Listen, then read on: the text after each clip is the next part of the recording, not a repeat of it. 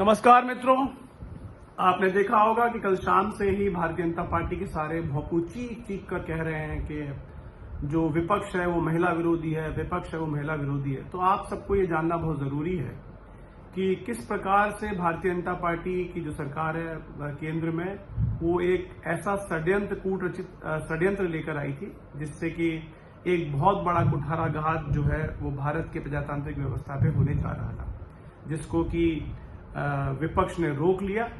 सबसे पहली बात तो यह कि आप हर भारतीय जनता पार्टी के लीडर से पूछिए कि क्या कारण था कि 2023 में ही जब महिला आरक्षण विधेयक पारित हो गया था तो उसे लागू नहीं किया गया। दूसरी और अहम बात आप देखेंगे किस प्रकार से मातृशक्ति के पीछे छिपकर भारतीय जो व्यवस्था है, प्रजातांत्रिक व्यवस्था, उस पर भारतीय जनता पार्टी की सरकार हमला कर रही थी। ठीक उसी प्रकार से जैसे कि रावण ने साधु का भेष रखकर सीता हरण किया।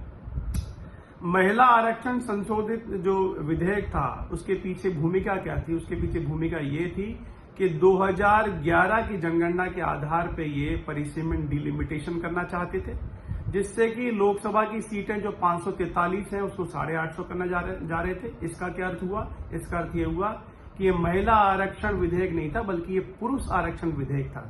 यदि भारतीय जनता पार्टी की सरकार चाहती है कि वो मातृशक्ति को आगे बढ़ाए तो आज की व्यवस्था जो 543 है उसमें उचित आरक्षण दे सकती है, प्रधानमंत्री का पद दे सकती है महिलाओं को, गृह मंत्री का पद दे सकती है, आरएसएस में मुखिया का पद दे सकती है, यदि ये सच में महिलाओं के हितैषी हैं तो।